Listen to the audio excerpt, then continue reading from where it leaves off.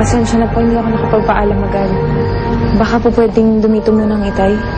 Ang kapal naman ng mukha niyo mag-ama. Ano akala niyo sa bahay ko? Relocation center? Hindi ako papayag. Tita, parang awa niyo na po. Wala po magbabantay kay itay sa probinsya eh. Tantanan mo nga ako sa kadramahin mag-ama. Baka may dala pa yung sakit. Mahawa pa kami. Uwi na lang ako. Kaya ko naman sarili ko. Tay, dito ka na. Tita, Sinasabi ko, kadiri. Lumayas kayo. tita, sige na naman Lumayas po. kayo. Tita, wala na po Lumayas kami kayo. tutulungan. Lumayas kayo, tita. Aray! Aray! Halika nga. Aray ko! Lumayas ko! Huwag kang mag-ianap! Tay! Lumayas kita! Lumayas! Huwag niyo sasaktan. May karamdaman siya. Wala kang pakialam. Huwag kang sumusong sa usapan namin! Kailan ka na napakatay hinihintay. Pabayaan mo sila. Halika na. Pero, Hindi ka na. Hindi na tayo mag-usap sa taas.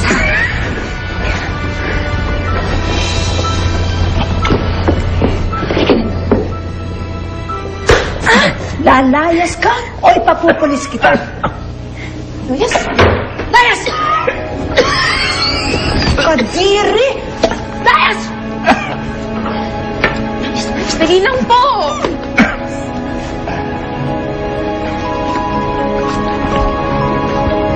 Bilisan nyo! Pasensya ka na, ha? Kung wala ko sa tabi mo, yung naging tao ka. Visit kasi yung mag-ama na yun.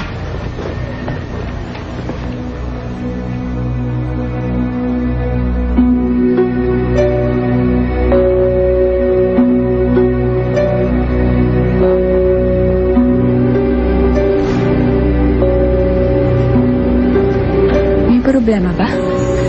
hindi dapat itinuturing na gano'n ng kapwa.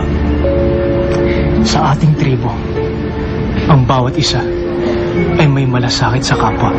Pero Machete. Gusto kong tulungan mo si Rosella at ang kanyang ama. Machete. Kung hindi mo sila tutulungan, ako ang tutulong sa kanila. Tita, hahatid ko lang po si itay sa labas.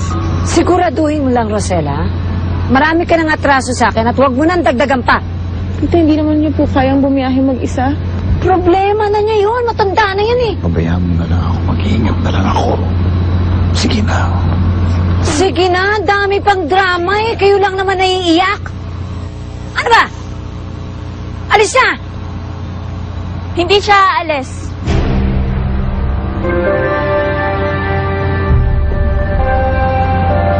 Ulitin mo nga ang sinabi mo. Anong hindi? Pinapayagan ko na siya tumira dito. Pero sa bodega siya matutulog. Are you kidding me? Eh, dagdag palamunin lang yan? Hindi libre ang pagtira niya dito. Pagtatrabahuhan niya ni Rosella. Papayag po ako. Rosella,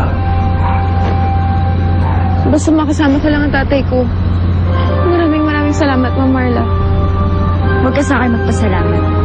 Kay Dakila ka magpasalamat dahil siya ang nakiusap sa akin. Ano pa hinihintay niyo? Huwag niyo sayang ang oras ko.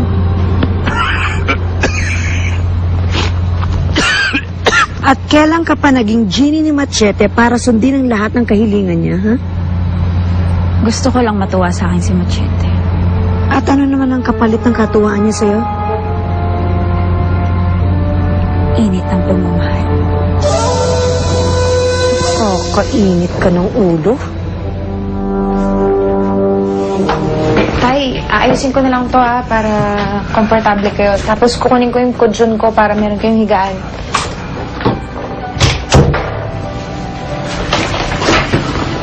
hindi ka dapat pumayag sa gusto ni Marla. Bakit, Tay? Ayaw niyo ba akong makasama dito?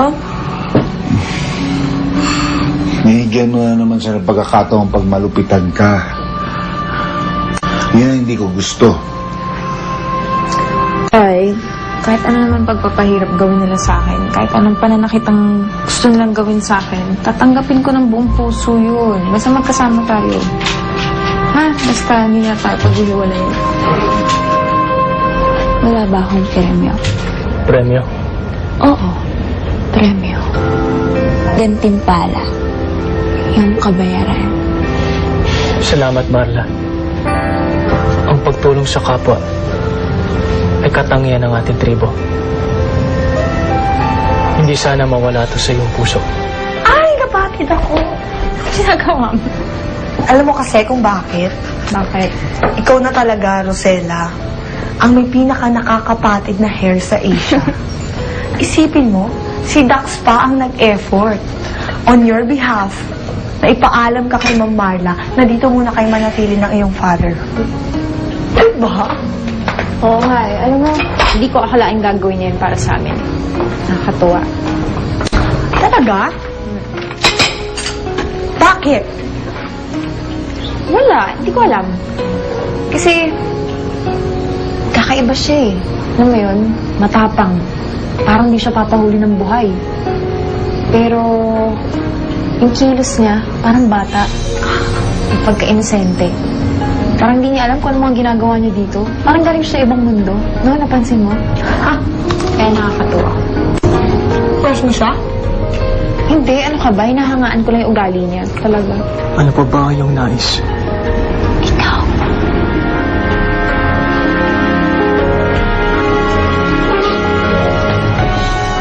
Ma!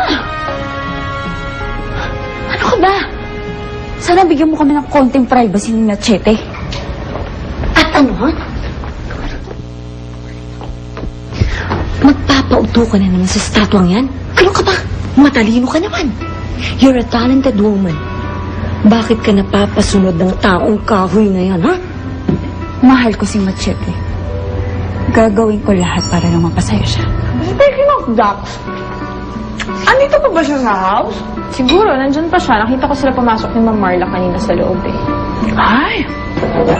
Hindi kaya nagli-live-in na ang dalawa? Hindi nagsasama na sila ni Marla Rosero? Alam mo, kahit anong gusto nilang gawin sa buhay nila, wala na tayong pakialam doon, okay? Matatanda na sila. Nagsiselos ka ba? Hindi, ba't ako nagsiselos? Wala mo kung gusto kay Dakila. Wow! Tulak ng bibig. Kabig ng dibdib. Wow! Kabig. Kabig. Sa kotse yung kabig. Rosella? Dakila, nandyan ka ba? Nakaka-istorbo ba ako sa inyong dalawa? Ay, naku, hindi, Dax. Okay lang. Makijamin ka lang sa amin. Ano yun? Hindi, wala yun. Dakila, gusto ko nga palang magpasalamat sa'yo para sa ginawa mo sa amin ni Itay. Nabanggit kasi ni Ma'am Marla na ikaw daw nagpaalam na dito muna kami. Maraming salamat. Walang anuman yung Rosella. Dapat lang tulungan ang sino man nangangailangan. Yes. Spirit. Dakila? Bakit bigla kang umalis? Baka kasi kailangan niya mag-usap mag-ina. Kaya iniwan ko na muna kaya pansamantala. Pagpasensya mo ni nanay ko. Ganun lang talaga siya. Kaya dito?